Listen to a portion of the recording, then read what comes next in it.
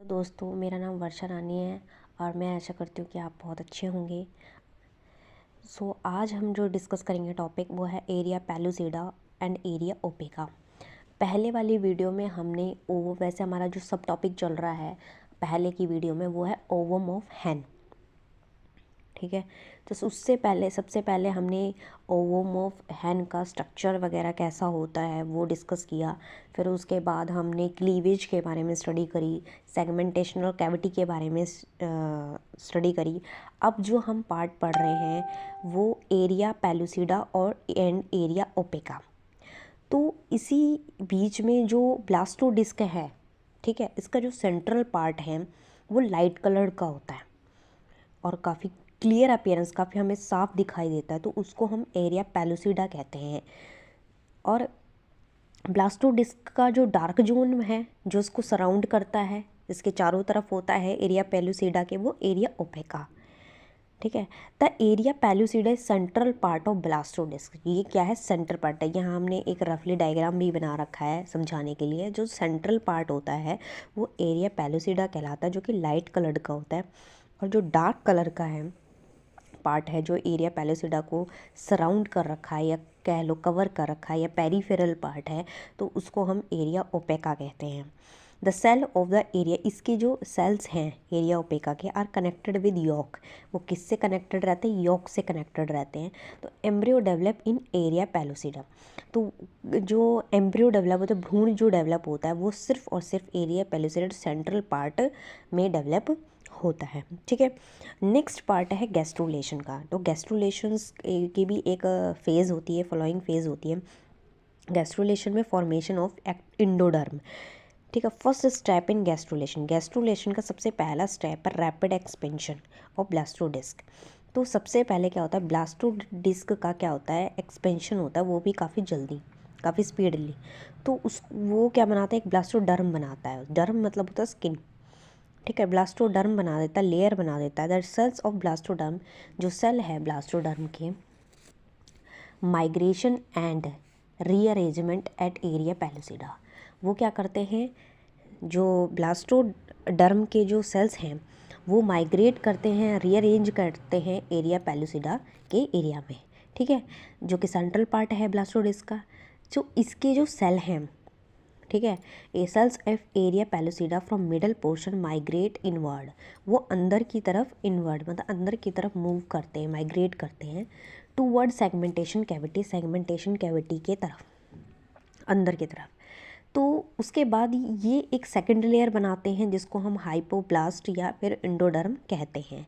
इसकी outer most layer को हम इपीब्लास्ट कहते हैं और जो इंडोडर्म है इनर की लेयर को हम हाइपोब्लास्ट या इंडोडर्म कहते हैं।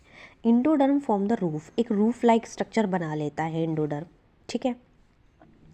तो उस रूफ लाइक स्ट्रक्चर को हम आर्केंट्रोन बना दे, एक उभार सा बना लेता है, ऐसे यू शेप्ड उभार, सेमी सर्कल लाइक, ठीक है। तो उसको आर्केंट्रोन बोलते हैं ना। इंडोडर्म बिकम कंटिन्यूस, वो इंडोडर्म क्या है, बिल्कुल कंटिन्यूस होती है योग के साथ में around the margin of blastoderm. यहाँ आप देख भी सकते हैं एक आर्केंट्रोन है, ये आर्केंट्रोन है, इनवर्ड मूवमेंट कर रहा है। ये तो एरिया पेलुसिडा का एरिया या एरिया ओपेका का एरिया है, तो ये इनवर्ड मूवमेंट कर रहा है। ये ऊपर बना दी इपीब्लास्ट, अंदर बना दी हाइपोब्लास्ट और इंडोडर्मिस, और एक उभार बना दिया जिसको हम बोलते हैं आर्केंट्रोन, और ये योग से कनेक्टेड है, ठीक है। तो ये गैस्ट्रुलेशन प्रोसेस का पहला फेज़ है। दूसरा आ रहा है कि मीजोडर्म, इंडोडर्म तो बन गई, फिर मीजोडर्म। मीजो मतलब होता है मिडल, डर्म मतलब होता है स्किन या लेयर। तो यहाँ पे जो सेल है इपीब्लास्ट के कंटेन प्रोस्पेक्टिव नोटोकोड, इसमें क्या है, नोटोकोड है, मीजोडर्म है और एक्टोडर्म सेल है। The cell of notochord and mesoderm, इसकी नोटोकोड और मीजोडर्म के जो भी सेल्स होते हैं वो भी अंदर की तरफ मूव करेंगे और एक लेयर बनाएंगे इपीब्लास्ट और इंडोडर्म के बीच में, जिसको हम बोलते हैं मीजोडर्म, ठीक है। तो इसमें इसकी एम्ब्रियोनिक लेयर कितनी हो गई, 3 लेयर हो गई, ठीक है। तो इसके जो सभी सेल हैं from line of area pellucida, from line of area pellucida due to migration of these cell, इस सेल्स की माइग्रेशन की वजह से एक ग्रूव डेवलप हो जाती है, ठीक है, एक गड्ढा डेवलप हो जाता है। इसका जो अपर मोस्ट लेयर हमें पता है इपीब्लास्ट है, वो एक्टोडर्म बना लेगा, मीडियन लेयर मीजोडर्म बनाएगा, लोअर लेयर इंडोडर्म बना लेगा, ठीक है। तो ये ग्रूव डेवलप कर लेता है इस स्टेज में। तो ये बीच में जो लेयर बनी है, ये बीच में जो लेयर बनी है ये मेसोडर्म की लेयर बनी है। ये वही है, आर्केंट्रोन है, मेसोडर्म की लेयर बनी तो एक ग्रूव बन गया। ठीक है। नेक्स्ट है फॉर्मेशन प्रिमिटिव स्ट्रेक। तो ये जो मेसोडर्मल है और नोटोकॉर्डल सेल है, जब मेसोडर्म बन गई, ठीक है, तो इनके जो सेल हैं वो मिडल पे लाई कर रहे हैं, एरिया पेलोसिडा से बिल्कुल बीचों बीच है। तो ये भी माइग्रेट करेंगे। ये कहाँ माइग्रेट करेंगे? Posterior side. ठीक है। पोस्टीरियर साइड में जब ये माइग्रेट करेंगे तो उसकी वजह से क्या है, ये एक जगह पर इकट्ठे हो जाएंगे due to mass movement of the cell. तो जो मास मूवमेंट है, इकट्ठे जब ये मूव कर रहे हैं तो a thick longitudinal line is develop. तो एक थिक लॉन्गिट्यूडनल लाइन डेवलप होगी एरिया पेलोसिडा के बिल्कुल बीचों बीच, जिसे हम प्रिमिटिव स्ट्रीक बोलते हैं। और 3 से 5 घंटे पे ये स्ट्रीक क्या है, हमें दिखने लग जाती हैं। ठीक है, 3 से 5 घंटे में ये हमें दिखने लग जाती है।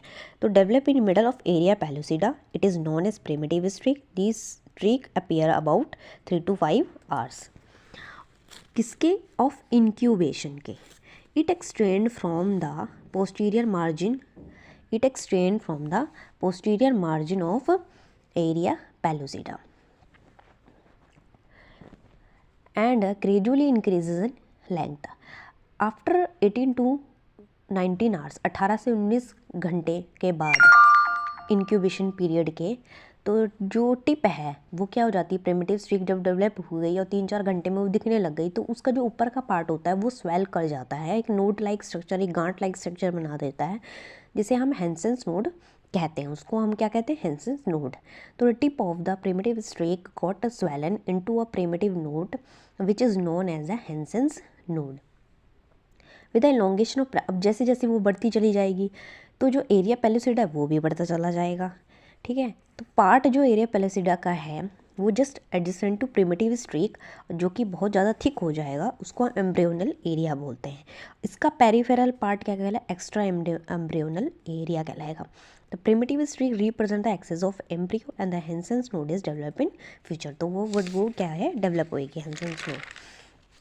ठीक है। तो एक डेवलप हेंसेंस नोड, ये एक डेवलप दिखाया, देखो ये एक एरिया ओपेका है, ये हेंसेंस नोड है, प्रिमिटिव स्ट्रीक है, ये इलोंगेटेड है, तो ये पार्ट भी इलोंगेट हो गया। ये एम्ब्रियोनल एक्सेस है, एक्स्ट्रा एम्ब्रियोनल एरिया ये है। ठीक है। तो यहाँ ये गैस्ट्रुलेशन का जो पीरियड है यहाँ पे आके ख़त्म होता है। उसके बाद हम एक और पार्ट में चलते हैं जिसको बोलते हैं ऑर्गेनोजेनेसिस। अब ऑर्गेनो मतलब क्या होता है? ऑर्गन, अंग, भाग, और जेनेसिस मतलब बनना।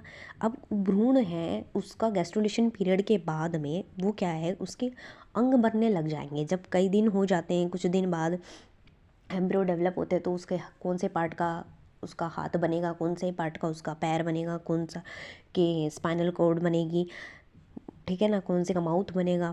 तो ये ऑर्गन्स उनके बनने लग जाते हैं, हार्ट के, लीवर के, सब इंटरनल और एक्सटर्नल ऑर्गन्स बनने लग जाते हैं। तो उसकी formation of organs in embryo, ठीक है ना, after gastrulation is called organogenesis. The formation of organ gastrula stage embryo, it is known as the organogenesis. ठीक है। तो यहाँ पे प्राइमरी जर्म लेयर बनती है, एक्टोडर्म, मेसोडर्म और एंडोडर्म। ये रिस्पॉन्सिबल होती हैं फॉर ऑर्गेनोजेनेसिस के लिए। These layers are called primary organ. ये लेयर्स क्या कहलाती हैं? प्राइमरी ऑर्गन्स बनाती हैं। रूडिमेंट एब्सेशी। ठीक है। The formation of organ take place from this primary organ rudiments. It is divided into secondary organ rudiment which are initial stage in organ development and the germ layer form all the organ of the body। ठीक है। तो अभी तक हम यहाँ ही पढ़ेंगे, फिर आगे की वीडियो में हम कंटिन्यू रखेंगे। Thank you.